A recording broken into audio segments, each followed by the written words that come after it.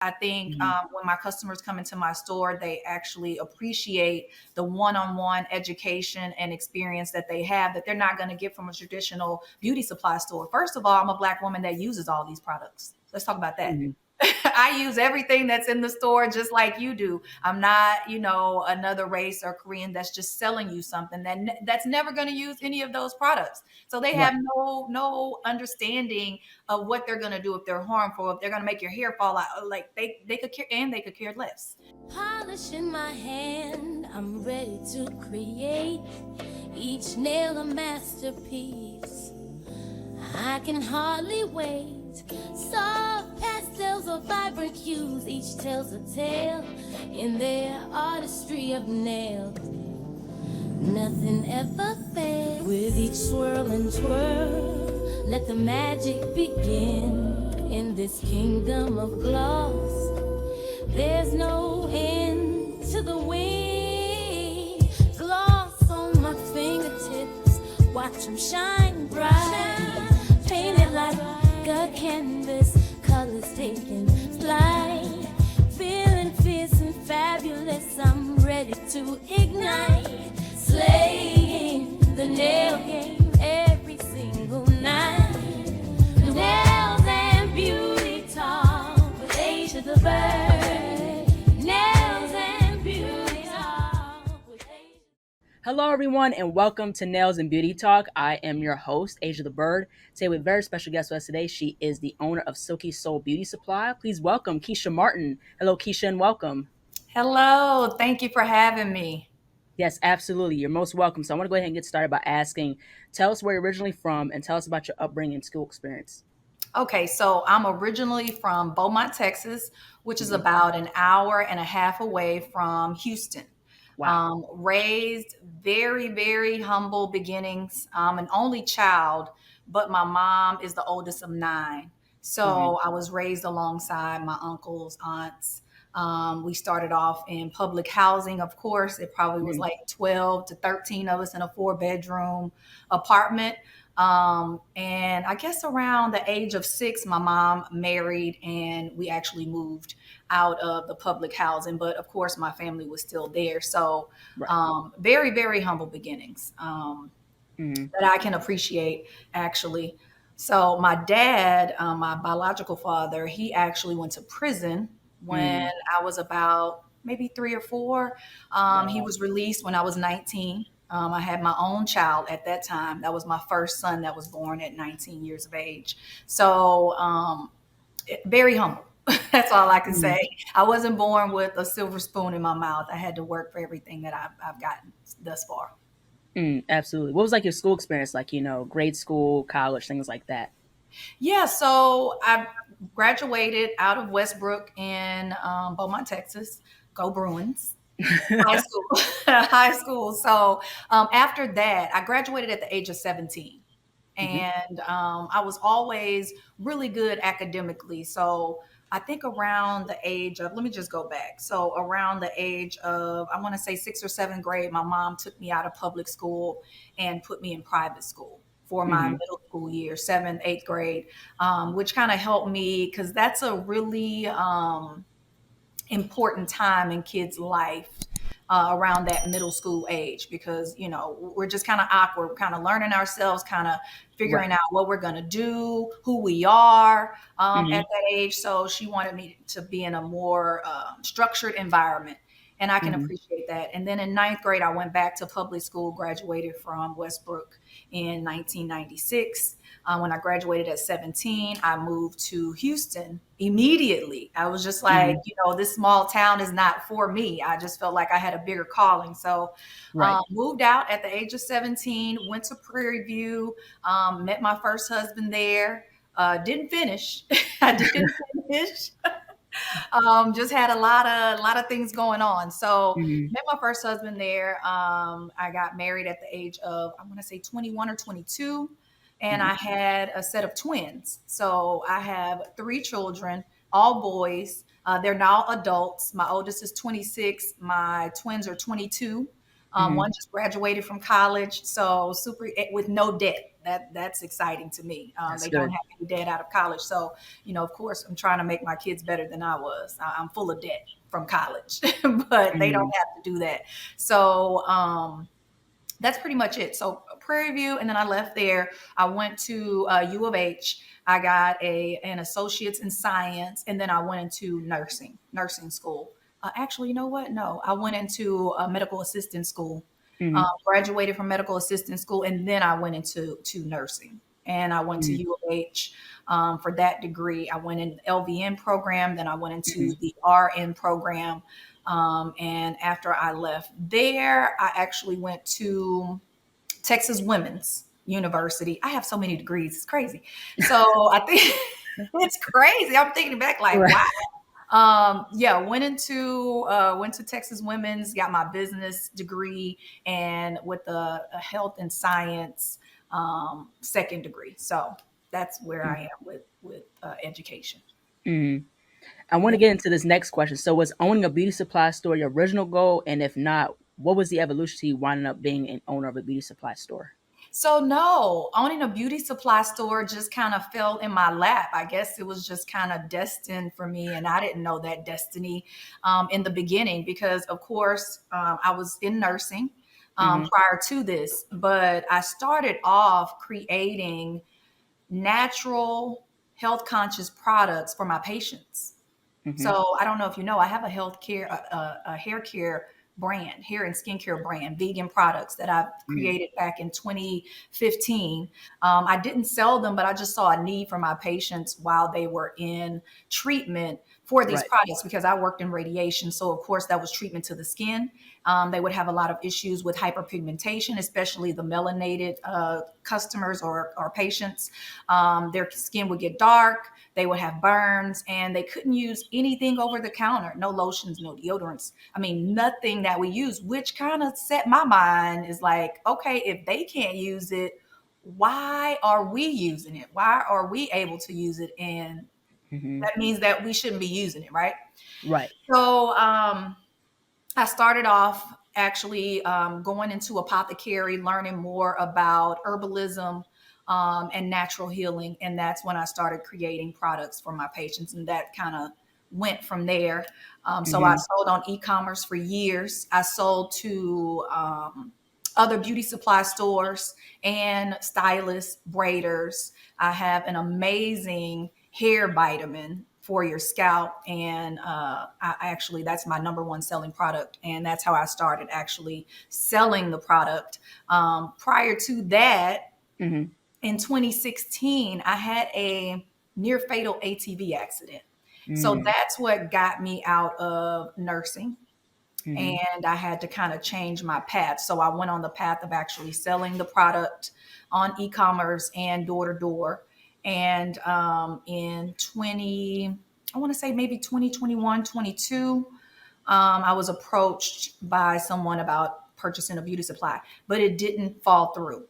At that point, it was like, okay, I wanted to create my own space and my own table because it was hard for me to get my product in beauty supply stores. I went to maybe 100 stores that Wow. might have been Asian or Korean owned, and this is by foot, like walking in the door. This is my product. I know it works. It's health conscious. This is what the people need, and I would say one out of 100 was like, okay, we'll give your product a try, and they still sell my product to this day. So Mm. that's how I kind of evolved. And I'm like, okay, I think I need my own space to create a clean beauty environment. I Mhm. saw the need because these traditional beauty supply stores really didn't care what they sold to us. They just really wanted our money. And a lot of the products Right. were not beneficial to our health, really at health risk being sold to us. So I was like, you know what? That's still in my realm of nursing because it's like nurturing, educating consumers about beauty supplies and yeah, well, the beauty supply products. So I was like, let me try to get into this. And then I was approached again about purchasing another beauty supply store Mhm. maybe about a year ago, and that Mhm. actually fell through. So here we Mm. are today. I have my own store, been open for maybe 9 months, and it's going really well. I love it. Honestly, I don't. I wouldn't rather be in any other place but here. Not even in nursing. I wouldn't go back to nursing either.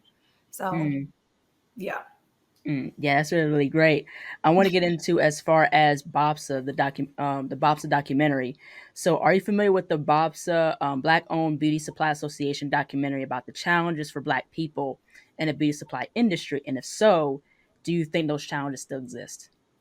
So I'm not very familiar with the Bobsa documentary, but I have watched some other, videos, and I feel like yes, we're still going through the same things today. I mean, being in the beauty supply industry, because the beauty supply industry has been pretty much stolen, I would say, from our culture, and it's being Right, sold back to us. right, So, yes, it's a very oppressive system for Black owned beauty supplies to kind of make our way and actually sustain in the business. It's really hard. So, I hmm have a feeling that what they were going through then is the same things that we're going through now. And we're trying to change that, day to day. So, mm. Yeah, absolutely. mhm. Given that Koreans are said to dominate the Black beauty supply industry, do you personally find yourself purchasing products from Korean manufacturers and distributors? And if so, do you believe the pricing is fair compared to the wholesale price of Korean owned stores pay? So yes, honestly, the Koreans, Asians, Japan, Japanese, whatever, the Asian community, because there's so many different types of Asians, they Yeah, own everything. They right. own, I mean, I feel like they study us. It's almost like they clone Tyrone situation. I feel like Mm, they really study Black women and what yeah. we want, what we need, and they have the means and the resources to make those things. So, it's not easy for um, Black owners or Black women or the Black community, period, to own a manufacturing company that can create braiding hair and all of the things that we actually want and need for Mm, our hair. So, yes, I do have to purchase from the Asians or the Koreans supplies. And of course, my price point with purchasing wholesale is higher than it would be for a Korean or Asian owned beauty supply store. They really look out for their own. They don't want us to break into this industry because it has created so much revenue for them. They're right. kind of scared that if we come in, that's going to take money out of their pockets. Because, I mean, honestly, Mm, Black people now are a little bit more conscious and self intentional about buying from other Blacks.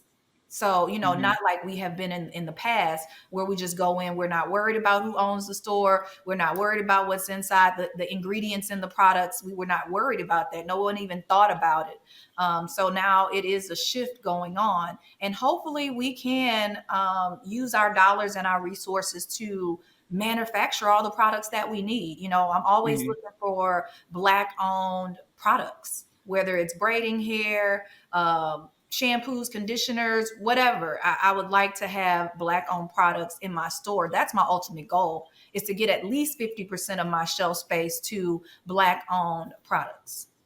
So hmm we can recycle those dollars and really have all of that money in our own community given back to our community. So, Yeah, absolutely, most definitely. So, mhm. from my understanding, I watched an interview with you, and you mentioned about before owning a beauty supply store, you were a nurse in oncology. So, was oncology something you were interested in? And is there anything about your work in oncology that still sticks with you today? So in nursing, I actually bounced around to different. I was in medical emergency. I did like private emergency. Hmm I also did occupational safety. So I bounced around to different areas in medical, but I think oncology did leave the lasting impression on me to kind of help change as much as I could Right. the world's view of product use hmm and the health risks that they cause to us. I learned a lot. Yes, I learned a lot. A lot of my patients left lasting impressions on me because it's cancer is really out of control. it's out of control, and it's everything. Not only that what we're ingesting, our food is poisonous, but people don't understand what they're putting on their skin and their hair is also poisoning us and causing carcinogens and cancer. So that really opened my eyes to a lot, and it made me want to make a change, not only in my household, but whoever I was able to come in contact with, to kind of give them some information about, hey, these products are really, poisoning you. You understand that anything that touches your skin is a vehicle to your bloodstream. People don't understand that. Like, if you can put a patch of Mhm. nicotine patch on your skin and it soaks through your skin, just imagine all of the other chemicals that you put on your skin and lotions and deodorants and that type of thing that's soaking through your skin and getting into your bloodstream. So I just wanted to push that message about being very self-conscious about what we're actually putting on our skin and in our hair. Absolutely. Now, have you found that your medical background as a nurse provides an advantage for those that patronize your business that other beauty supply stores couldn't provide? Absolutely. I'm more about educating my customers about product decision making when they come into Hmm. the store. And I give that one on one, like, hey, I don't know what to do with my hair. This is what's going on. Can you help Hmm. me out? And with my medical background, yes, of course I can help you out because I've studied anatomy, I've studied microbiology, I've studied pharmacology. I know all of these aspects that goes into what products are supposed to do, and if they're Hmm. helpful, harmful, that type of thing. So, yes, I think Hmm. when my customers come into my store, they actually appreciate the one on one education and experience that they have that they're not going to get from a traditional beauty supply store. First of all, I'm a Black woman that uses all these products. Let's talk about that. Hmm. I use everything that's in the store just like you do. I'm not, another race or Korean that's just selling you something that's never going to use any of those products. So they have Right. no understanding of what they're going to do if they're harmful, if they're going to make your hair fall out. Like they could care, and they could care less. I Exactly. could care. I care. I don't want anything on my conscience when a customer leaves out my store with something that could possibly damage their health or is a health risk. Now, not saying Right. that I don't sell, like, I sell everything, okay?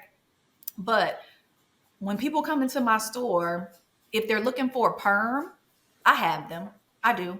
But I try to Hmm. talk them out of it. Like we have a real discussion. I'm like, okay, why are you using this?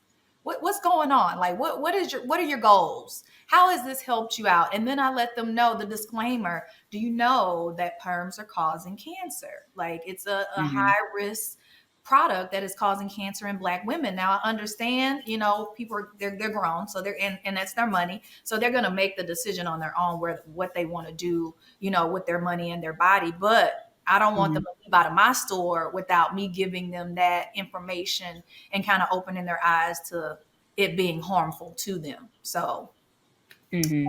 you get a little bit different than the traditional. And I have a bigger section for clean beauty products. So I sell a lot of natural products. We have natural oils that are not mixed with anything, and I hand make them. We have a house. I told you in the beginning, I have Hmm. a products. So I have an in-house product brand, just like Walgreens or CVS has their generic brand. I won't Right. call mine generic because I think it's top of the line. It's top of the line. It's really good Right. product. But we do have an in-house brand. So, if you're looking for something over the counter and I feel like, okay, no, that's not going to do it, then we do have options to get you what you need. And actually, I've actually mixed products for people that have come in. They're like, hey, I'm trying to get this, this, this. Do you have this? And I'm like, I don't have it right now, but guess what? I can make it for you. It won't be a Wow. problem. Yeah, so that's the difference between my beauty supply store and a traditional beauty supply store. Mm. So I recently did an interview with Anthony Standifer. He's the co-founder of the cosmetic manufacturing company MC Group out of Chicago. Okay. So are you familiar with this company, and what would be your suggestions for those desiring to make their own beauty products? So actually the company that you're talking about, I'm not familiar with. I would like to know more about it. Let me know about it. You can tell me. Yes. So in terms of MC Group, so they're a manufacturing company out of Chicago, and they produce like natural skincare products. So they help anyone who wants to start their own hair care, skincare brand. and things like that. So they help with a lot of those things, the manufacturing Okay. of skincare products. They've created like pet products Oh, and nice. things of that nature. Okay. So yeah, so I had a chance to interview Anthony to talk about his company and what they stand for and things like that. So it's black owned. Okay. So it's owned by it's founded by a black woman. I think her name is Erica Douglas, I think, Okay. and the co-founder is Anthony Standifer, and he's also Okay. I think the marketing officer, I believe. Okay. So what I'm gonna do is do a little research on them, but everything that you just said sounds amazing. I know a lot of black-owned product makers that actually need that type Mhm. of support manufacturing. Actually, I'm one of them because I still create my products by hand. I mean, I do small batches. I'm not like creating Mhm. this in a huge laboratory, which I should possibly do at this point. I just want to make sure that I'm creating the products with someone that will carry out my vision and not theirs. Make sure that my Mhm. products are still made like I want them to be made. So I see that there are a lot of Black owned companies that need that service, and I'll definitely take a look at them. And hopefully, Mhm. they can help me out a little bit too with mass production of what I have to offer at this point. Mhm. Being in such a competitive market, what are some of the joys that you experience working in the beauty supply business? So I think the joys is just having the consumer come in. The first thing is, when they walk in and they see me, they're like, do you, who owns? Are you the owner? And I'm like, I am. The excitement and the smile that comes off, like it just completely changes their mood. Some people, like, it brings them up to a higher vibration in life. Mhm. Honestly, just to know that there are people, you'll be surprised how many people come in and they're like, I didn't even know Black women own beauty supply stores, or Black people, period, own beauty supply stores. Right. And I'm like, that's wow. That is wow that we just are so much of the underdog in an industry where we give 100% of our money to, that Mhm. people really don't know that we own these, or can, that it's possible to own a beauty supply store. So that within itself brings me a lot of joy. And just speaking, talking to my customers, it's almost like I'm a psychiatrist. It's almost like the beauty salon, when you go in and then you're like, okay, they can relate to me because I'm a Black woman. Right. So we get to talking and I hear a lot of stories. We have Mhm. fun. They come in, we have, I have good music on. The whole vibe is just a higher vibe. It's very clean, it's very Mhm. spacious, it's very organized. So that brings me a lot of joy. And then a lot of my returning customers say, your information that you gave me, everything worked perfectly for me. That's another thing. Like, my information that I'm actually giving them is helping them out. They feel like their dollars were not wasted. They didn't buy a product that they use once and like, oh, this doesn't work, let me get rid of this. And so that's what makes me happy and feeling fulfilled, just to help my customers out and to know that they're more intentional with spending their dollars in a Black owned beauty supply store. Absolutely. Mhm. So, from your perspective, do you think we can ever get beyond the power of the gatekeepers? And if so, how do you see that occurring? That's a hard one. That's a hard one. I don't think that we will get completely away from the gatekeepers. It's pretty much impossible, I feel, at this point. Because they have had control for so many years. It's almost like slavery. We've been out of slavery for 400 years, but guess what? Black people are still getting shot by cops. We Right. still have these oppressive systems. Yeah. So, and that's 400 years ago. So, yeah, it's going to take a long time, if ever, for us to be able to completely consume the Black beauty supply industry. I don't think Mhm. that it's ever going to happen because they have so many tricks. They have Right. so many tricks. You never know who owns a beauty product. You have no Mhm. clue. And the ones that are owned by blacks, are African Americans, because I just feel like Black is a color. But anyway, I do. So I just feel like once we get to a certain level, we sell it. Once we get to a certain popular level where you're making so much money, we kind of sell the product. And I mean, I honestly can't blame them if someone comes and gives you an offer for $150 million, more money than you've ever seen before. You're like, well, this has created generational wealth for me. This is it. And Mhm. like, okay, so what should I do? So most people are going to sell. They're Mhm. going to sell the product. So that goes back, and it's going to go back to probably an Asian. Now, honestly, Indians are getting into the industry. They're behind Mhm. a lot of the products that we have. It's not just Asians anymore. There's a shift going on where Asians are getting out of the beauty industry and Indians are coming in, and they're probably the second highest buyer of products, over Blacks, Mhm. African Americans, and Asians. So Mhm. it's going to be very hard for us to get out of that. If it's not the Asians, then it's the Indians. So we have to try to get into manufacturing our own products as soon as possible. And that's at every aspect of it. It's very hard for me to find a Black owned braiding company. I actually did find one. It's called Rebundle, and she creates Mhm. braiding hair from banana leaves. I think she will Mhm. be very good. You might want to look her up and do a podcast with her, because I just find it very interesting. So it's for sensitive scalps. It doesn't have the plastics or the synthetic material that regular braiding hair does have. But she's Mhm. like one in a million. So yeah, Mhm. we definitely need to do the shift and own more actually wholesale warehouses. Mhm. If we had our own warehouses, that would make a big difference. I have to go Mhm. to a Korean owned or Asian owned warehouse to get the bulk of my products because they're the ones that have it. No one does Mhm. really direct sales anymore. It's hard to get in contact with Black owned Mhm. products to do direct sales. They want to sell it in bulk. Of course, it's smarter to sell Mhm. it in bulk and sell it to a warehouse. So, until we get our hands on the warehousing, the manufacturing, those type Mhm. of things, the big boy things, the big playing fields, then we will always have an issue with gatekeeping. Mhm. Yeah, absolutely. There was an issue that went viral on TikTok. It was That was my puppy. That's uh, my puppy over here. She's making noise trying to get out. Okay, go ahead.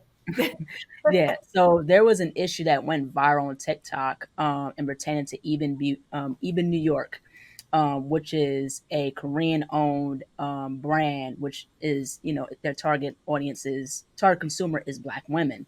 Yeah. So there was an issue where a Black woman talked about her horrific experience working for Ebin New York. So what was your reaction when you first heard about it? I wasn't surprised. I honestly was not surprised. I was actually happy that someone had the courage and the bravery to come out and tell their story and not be afraid of the repercussions.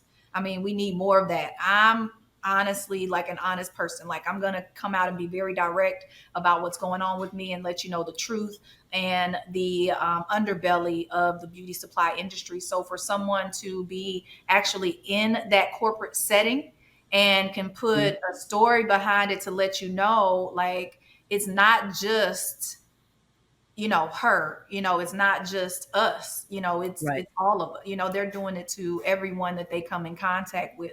So I felt bad for her. I felt very sympathetic, but I also could relate. It was very relatable because I pretty much go through the same thing being a Black owned beauty supply. So Ebin was one of those companies that denied me an account. I have several companies that I mentioned earlier that just deny me accounts. And it's not just me, honestly. I know other Black owned beauty supply stores in the Houston, Texas area, and we've all been denied accounts.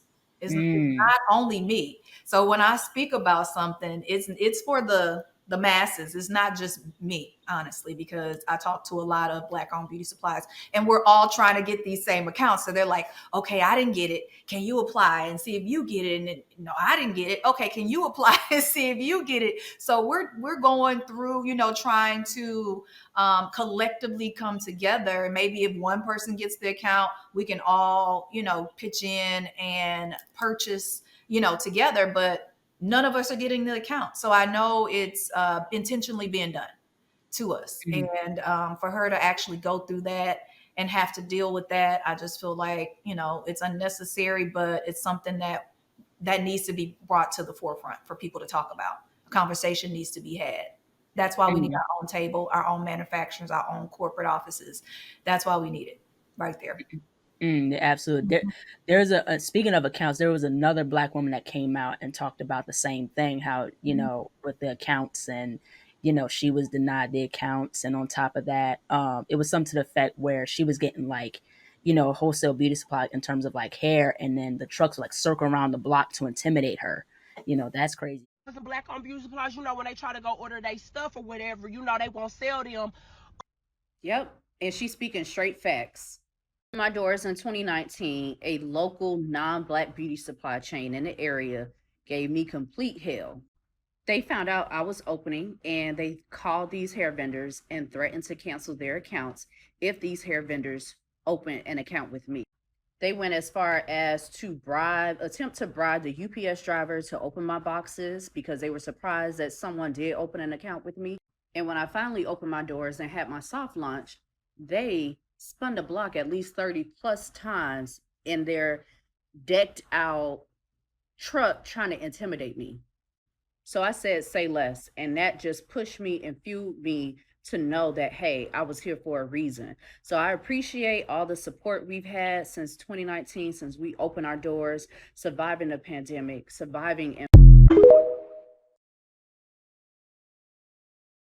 Absolutely. I've had visitors, I've had secret shoppers. And I know they're secret shoppers because, first of all, my store is only 2,500 square feet. It's Hmm. little. Yeah. So, and there's probably one on every other block where I am on the street because I'm on a pretty busy street. Like the street it goes for miles and miles. So, on that particular street, there are so many other beauty supply stores. I'm almost like in the back of the shopping center, almost in the cul-de-sac. So, you have to want to come looking for me to come to my store. So I've had secret shoppers come in.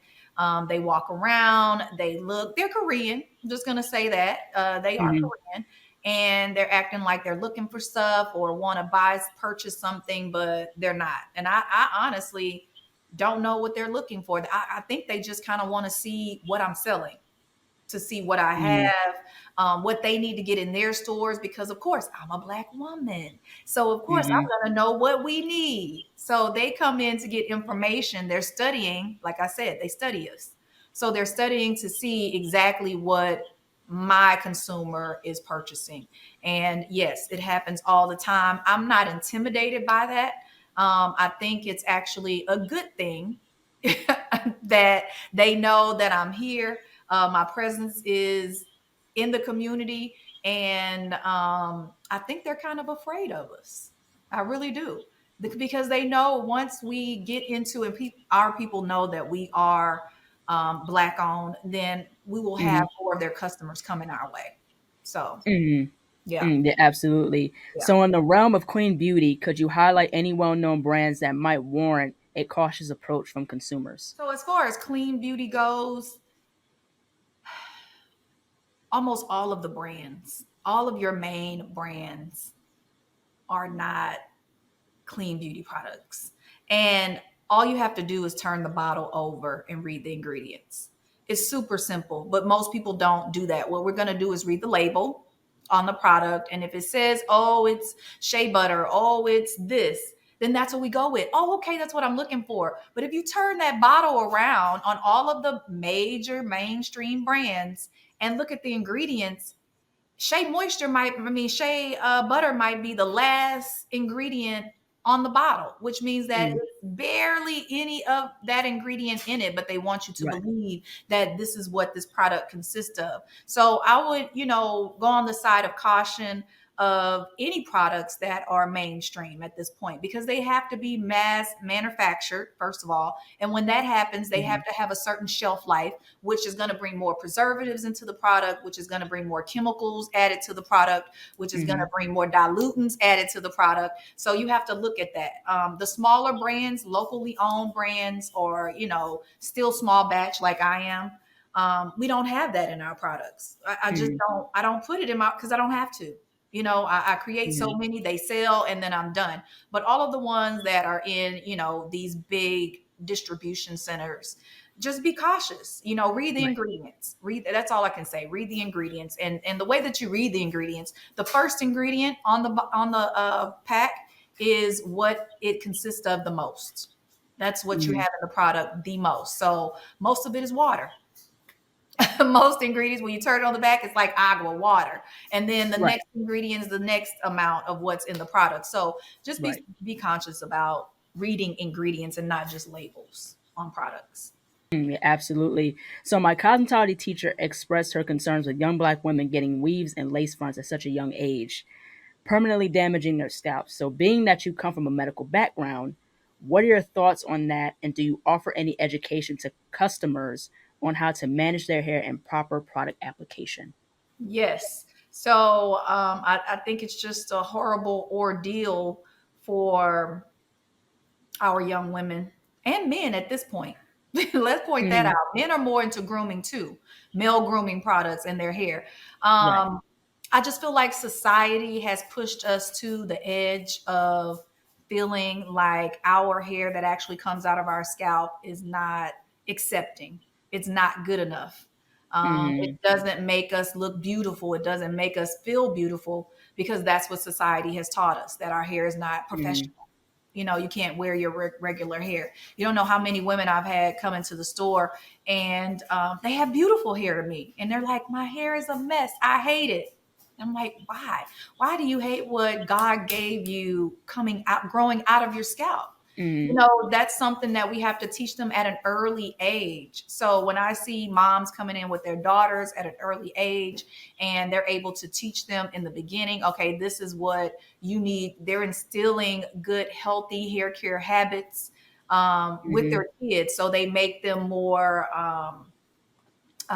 conscious about their hair being good enough Right. for them. So that's the thing. A lot of young people now, they're on social media, and most of their influencers, their celebrities, they're wearing these wigs and whatever. So they Right. feel as if that's what they need to do as well to look pretty, to get this self gratification, or to get others to actually like them. So yes, I actually do advise my clients that come in, if they're buying an adhesive for their hair, or Mhm. whatever it may be, that this is possibly going to take your hair out. Like, it can thin your hair.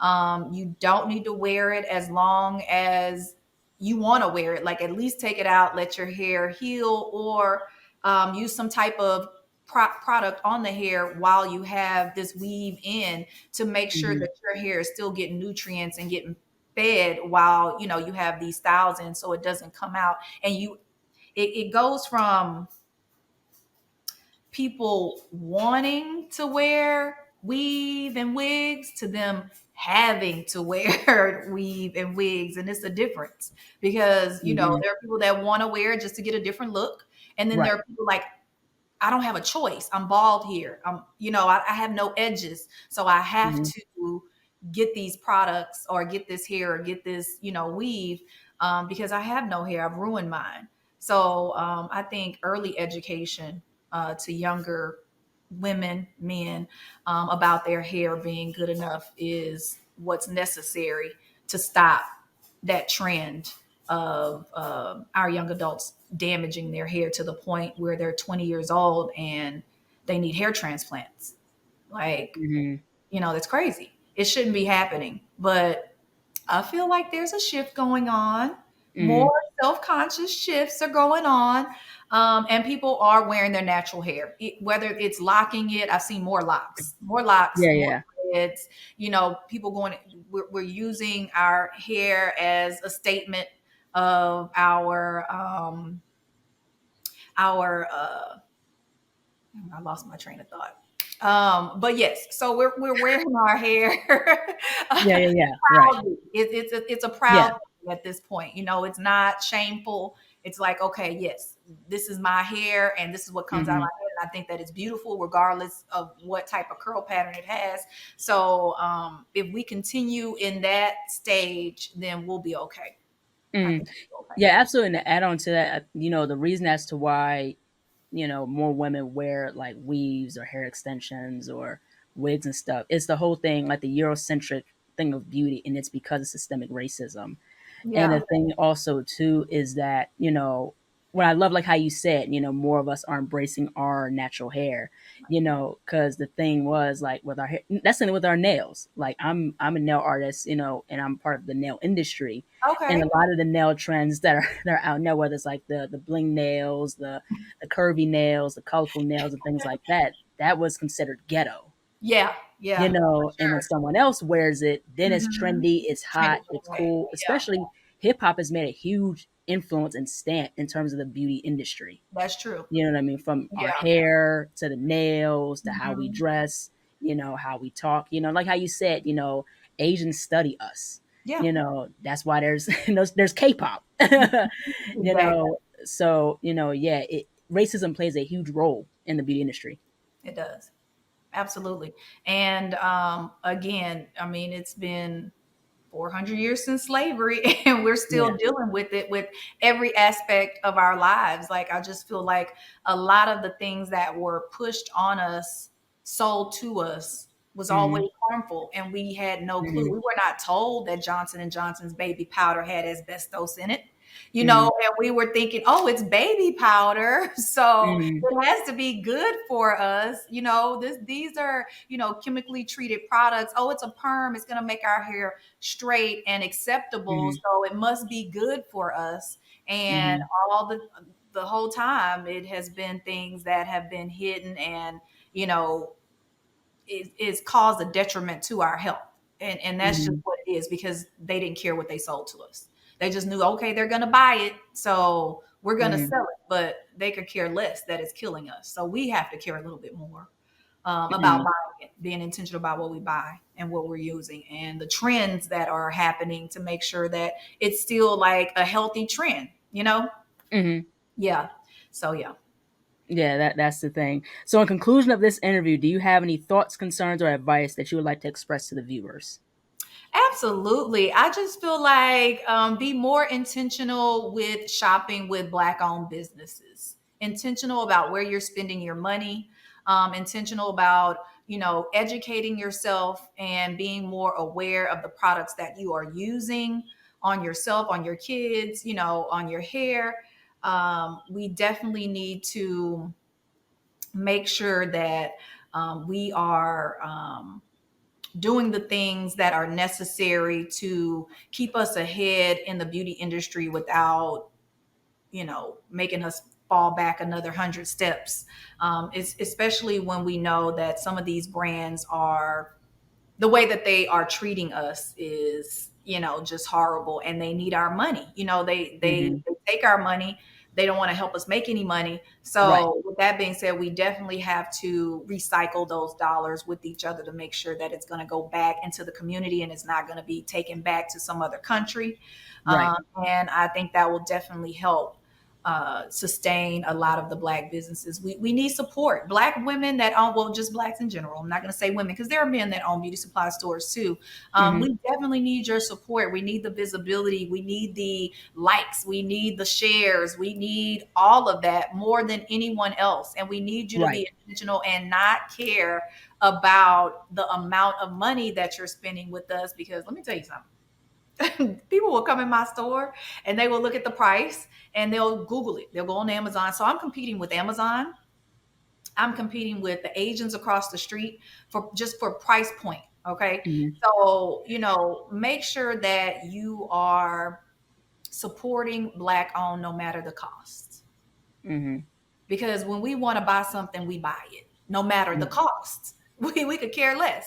You know, if you want to buy this Gucci, this Louis, you're gonna buy. You're not gonna pick it up and be like, ooh, because you understand the value in it. And it seems like when it comes to black owned, we get devalued a lot. Like, oh, she shouldn't Hmm. be selling it. To why are you selling it this high? Like, why should I pay this amount of money with you? Because there's no value on us. I mean, of course, you know, the black woman is at the low end of the totem pole with respect and Right. as far as like, you know, anything, funding, um, anything. So we have so many enemies. We just need to come together as Absolutely. a collective and stand with each other in solitude with helping us sustain our black businesses no matter what it is and no matter the costs. So Hmm. Yeah, absolutely, most definitely. And also too, there's black owned nail supply stores too. You yes. know, that us as a people, especially us as nail artists and nail techs, could be supporting as well, like Creative Yeah. Nail Supply, which is in North Carolina, Okay. Dime Nail Supply, which is in Chesapeake, Virginia. You know, Okay. I'm 3.5 hours or so away from there, but Okay. but yeah, but definitely, I think us as a people definitely have to come together and stop being against each other. Yep. Because at the end of the day, we all we got. Absolutely. And we have so many enemies against us. Like we Mhm. can't be enemies with each other when we have so many that are Right. not rooting for us, that are rooting for our downfall, that just don't want to see us make it. So we have to come together in solitude to support each other. And guess what? I didn't know that there was you just turned me on to something new. I didn't know. I don't think we have any black owned nail supplies in Houston. I'm gonna have to Google it, but I don't know of any. So that's an industry that we definitely need to get into as well because we spend a lot of money in the nail industry. Mhm. So I'm gonna have to look into that. Yeah. Yes, yes, absolutely.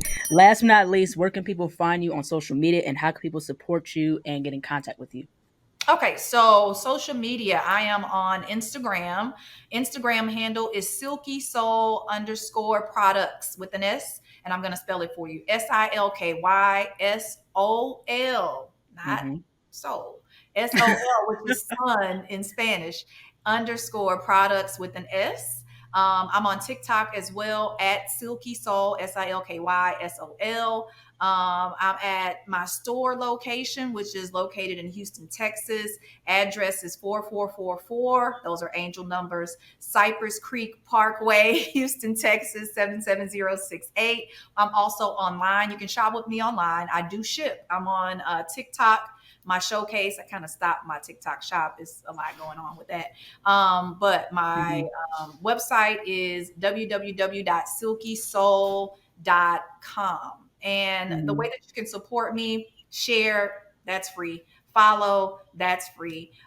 Just word of mouth to let people know that I am open for business. And, you know, if they're in the area to come and visit me, all of those things are free. Even if you come and you don't buy anything, I like to see smiling faces. I like to be around the good energy, the, you know, high vibrations. So come and see me or follow me on any of my social media sites.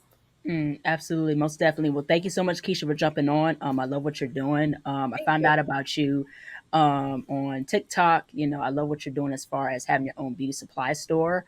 I like how more black women, more black people are opening up their own nail and beauty supply stores. So I really enjoyed, how raw and honest you are. This is a very, very very cool conversation. Thank you so much. You're welcome. Thank you for having me. I appreciate it. Yes, absolutely. Take care. You too. Bye bye. Hello, everybody. Thank you all so much for watching. Please like, comment, share, and subscribe to the channel. Be sure to click the bell for notifications. Also, follow me on my social media platforms and be on the lookout for more interviews to come very soon. Take care, stay healthy, and stay beautiful. Bye bye.